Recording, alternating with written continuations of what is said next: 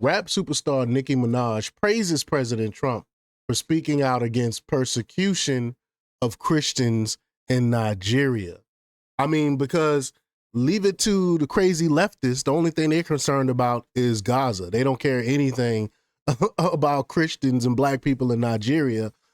Even some leftists pointed it out to one of the for one of the famous influencers. I can't even remember the guy's name, and he flipped out and got mad and like crashed out over the whole thing because they was questioning him. Black people was asking, how dare black people ask a liberal about about why they're not concerned about genocide around in African countries. And that was pretty funny. I wish I had that clip. I should have had that clip pulled up, but I don't. But y'all can look it up. I'm sure y'all can find what I'm talking about. But Trump actually spoke out against it. He talked about it. And he's like one of the first, politicians, white politicians to actually talk about this. So Nicki Minaj bigged him up for it. So we're going to talk about it. But before we get started, go ahead and hit that like button. Share this out so we can get this information out there. Subscribe if you're not already a subscriber. And hit that alarm bell so you know when I'm putting out new stuff. Also, check out my link tree in the description. You'll find a link to my Patreon. That's where I talk about things that I can't talk about here. There's also a link to my Instagram and my X account, so follow me there as well. All right, so let's get into this news. Now, this comes from the Gateway Pundit, and they report that rap superstar Nicki Minaj has publicly thanked President Donald Trump for highlighting the ongoing persecution of Christians in Nigeria.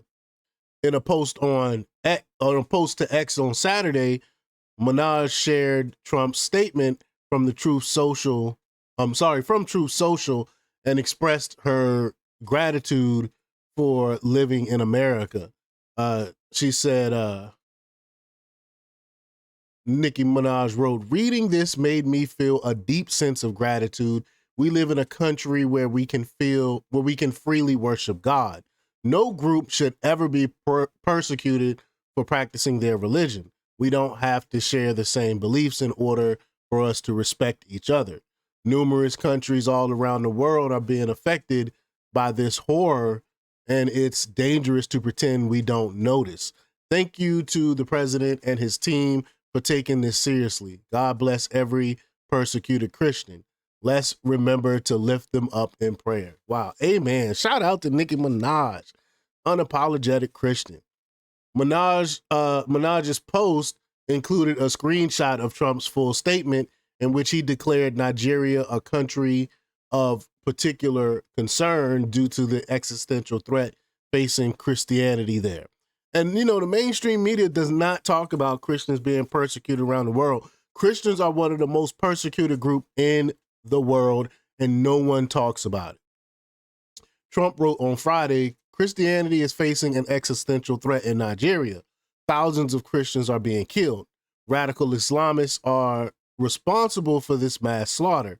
I am hereby making Nigeria a country of a particular concern, but that is the least of it.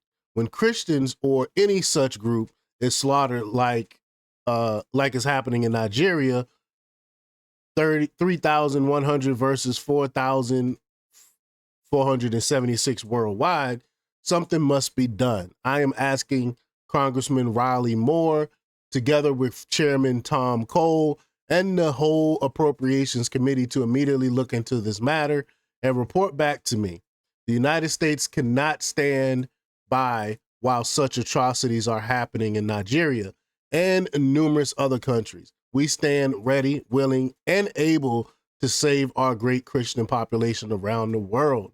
Wow. Again, you don't hear this from leftists. In fact, when you bring this up to the socialist left, you hear them chastising you about it because they only care about Gaza because they hate Israel so much. They don't care about other persecuted peoples or countries.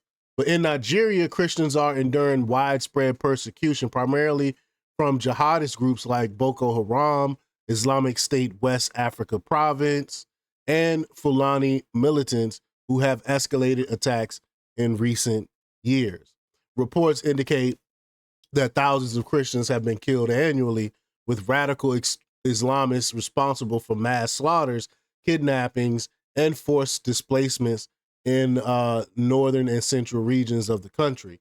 Since 2009, over 52,000 Christians have been murdered, making Nigeria one of the deadliest places for followers of the faith. Advocacy groups describe the situation as an underreported genocide, with villages raided, churches destroyed, and communities targeted in a campaign of religious violence that has drawn limited international intervention until recently. This isn't the first time Minaj has voiced support for Trump. Just last month, Minaj faced backlash for praising the president while taking aim at Vice President Kamala Harris, crediting Trump for allowing flattering photos of her to be posted online without suppression. Quote, flattering photos are allowed to be posted of me again. Thanks, POTUS, Minaj wrote. Epiphany had politicians thinking she would lead them to victory.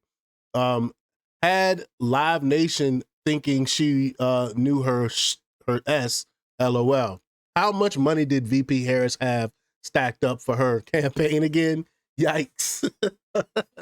Minaj has also shared content featuring Trump's granddaughter dancing to one of her songs, further signaling her support for the president. Now she admits that she supports President Trump, and I love her. I love her for it. In addition to her comments on Trump, Minaj has a history of questioning mainstream narratives, including her skepticism towards COVID-19 vaccines. Remember, she got a huge backlash over that. I reported that on my other channel, my old channel, Democratic Republic's News. But back in 2021, the rapper tweeted about not rushing into vaccination, stating, quote, "They want you to get vaccinated for the Met. If I get vaccinated, it won't be for the Met. It'll be once I feel I've done enough research." So she didn't say she wasn't going to do it. She just said she's going to do her research. I remember that. And she got huge backlash for it. She also infamously shared a controversial anecdote saying, quote, "My cousin in Trinidad won't get the vaccine because his friend got it and became impotent. His testicles became swollen." And no, that was big news at the time. I reported on that as well. Around the same time, the widely popular rapper shared a clip of Tucker Carlson defending her and caused an uproar once again as liberals demanded she was siding with quote unquote racists. You know, that's what they pull on black folks when how dare we support conservatives? How dare we be Republican? You know, they're racist and all these other things. How long is this clip? I'm gonna go ahead and play this clip here. Here we go. I didn't want this video to be too long though, but let me go ahead and play this clip here. Okay. Sorry, I got to get my volume ready. Here we go. Oh, he's fine. It's Nicki Minaj's cousin's friends. Oh, he's fine. It's Nicki Minaj's cousin's friends' testicles who are swollen from taking the vax. That's the claim. But it's not anything to do with the physical effect of the vaccine that makes our political class mad. It's the last part of Nicki Minaj's tweet that enrages them. The part where she says you should pray on it, make the decision yourself like a free human being, and, quote, don't be bullied. So our media and public health officials didn't like this because they make their livings bullying people. So they couldn't let it stand. That's another reason why Fox got rid of Tucker Carlson. Tucker Carlson started spitting too much truth. Nicki Minaj said, "The black woman lied on me and made people attack me, but I can't quote this man who did the opposite. Okay, F him. Yes, hood. How happy now? Brain dead." Minaj responded to another person claiming the Fox News host is a racist by saying that the black woman lied on me and made people attack me, but I can't quote this man who did the opposite. So I just went over that one. Like, this is crazy. We still have it, even though more and more black people are leaving the Democratic plantation, I mean, in droves, and becoming conservative. Well, I can't say becoming conservative because black people have always been conservative. We've just been lied to over the years to believe to vote Democrat, believing that was are for our best interest, but actually, in actuality, it's against our best interest. And people are waking up from that. And well, again, we were already conservative, most of us, but now starting to vote Republican because we woke up to the Democratic lie. But y'all let me know what y'all think about all this. Leave y'all comments down below. Like, share, and subscribe. And check out jjthepsychotherapist.com for the latest in news. Until next time, peace.